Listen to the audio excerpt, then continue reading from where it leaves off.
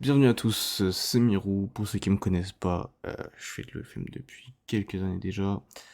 Ici, c'est ma chaîne YouTube. Il y aura sûrement d'autres tutoriels. C'est pas très intéressant, pas très dynamique pour les gens qui sont habitués au format YouTube. Mais ici, c'est vraiment que du cours. De toute façon, vous le savez, ceux qui brassent vraiment, ils restent abonnés à cette chaîne YouTube.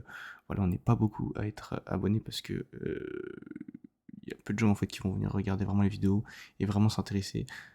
Alors que ici c'est concrètement que du cours, donc c'est pour les mecs qui brassent déjà surtout en fait. Sinon, les gens qui ne brassent pas vraiment, ils vont pas comprendre l'intérêt de ce genre de vidéo.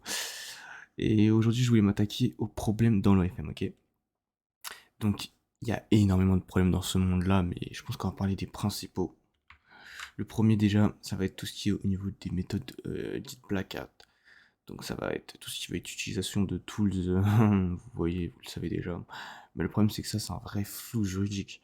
Au final, par exemple, si on utilise des tools pour les dating apps, est-ce que c'est vraiment sanctionnable d'utiliser des logiciels de triche comme ça? Ça Est-ce que c'est vraiment utile en fait sur le long terme? Non, sur le court terme. Oui, bien sûr, utiliser des dating apps et tout, mais est-ce que c'est vraiment sanctionnable ou pas? C'est ce genre de trucs qui peuvent poser problème en fait. On sait pas vraiment encore. C'est surtout pour combien de temps, en fait. C'est une question de temps avant que le système enfin le monde de l'OFM se démocratise encore plus et que les méthodes de Black Hat vont être officiellement sanctionnées en fait. Puisque toutes ces méthodes en fait, c'est pas conçu exprès pour les dating apps, c'est ça que vous voyez en fait, c'est ça le problème. Et donc ça pose vraiment un gros point de vue, un gros problème du point de vue juridique. Parce qu'on sait vraiment pas encore si c'est sanctionnable pour l'instant. Presque tout le monde route des tools sur des dating apps pour aller rush comme ça des abos, mais est-ce que c'est vraiment utile de prendre autant de risques au final si c'est sanctionnable et ce serait sanctionnable à hauteur de combien? C'est ça la vraie question.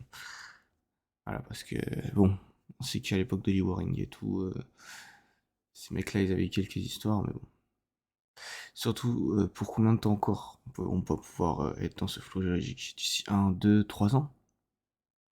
Et finalement, est-ce que l'utilisation des méthodes de placate, donc comme le dating app par exemple, pour vos tools et tout, ce serait pas du brooding en fait?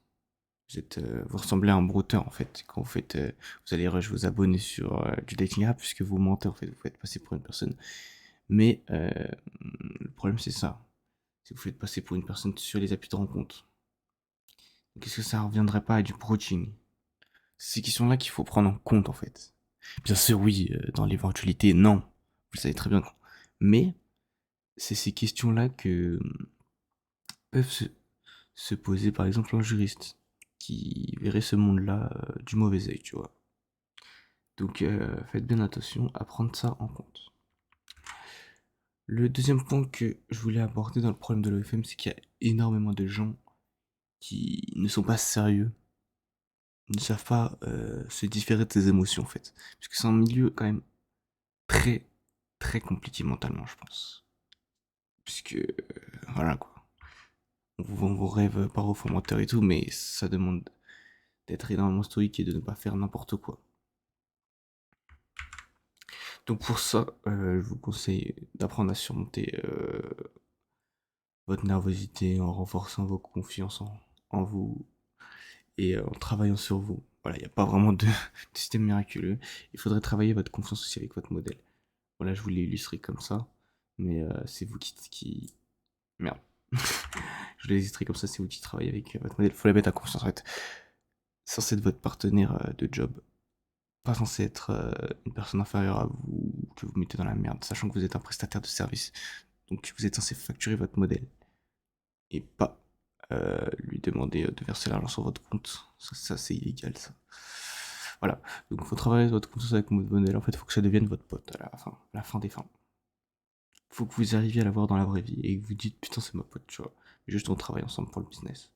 Sinon ça ne va jamais marcher. C'est ça la vérité. Et je vous ai fourni un petit guide audio sur la mentalité à avoir sur le Telegram. Vous allez juste à rejoindre et vous allez dans mentalité, je crois. Attendez, je vais vous dire ça tout de suite. Voilà. C'est Et voilà, c'est dans mentalité. Vous regardez le petit guide audio que je vous ai donné euh, pour travailler votre confiance en vous, la mentalité à avoir dans ce monde-là, en fait, surtout. Voilà, c'est tout. C'était pas forcément hyper dynamique cette vidéo.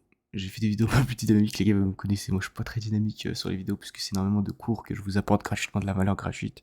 Donc n'hésitez pas à rejoindre le Telegram en bio pour ceux qui ont besoin d'un coaching euh, ou d'un accompagnement sur quelques mois. Je vous ai mis sur mon Telegram un salon accompagnement, vous allez le voir. Malheureusement, ce mois-ci, là, on est en mars, ce mois-ci là c'est déjà pris. Donc on verra pour le prochain mois. Mais si vous êtes vraiment intéressé, vous m'envoyez un message et on verra ça. Voilà, c'était tout pour cette vidéo. N'hésitez pas à vous abonner. Et moi je vous dis à plus pour une prochaine vidéo.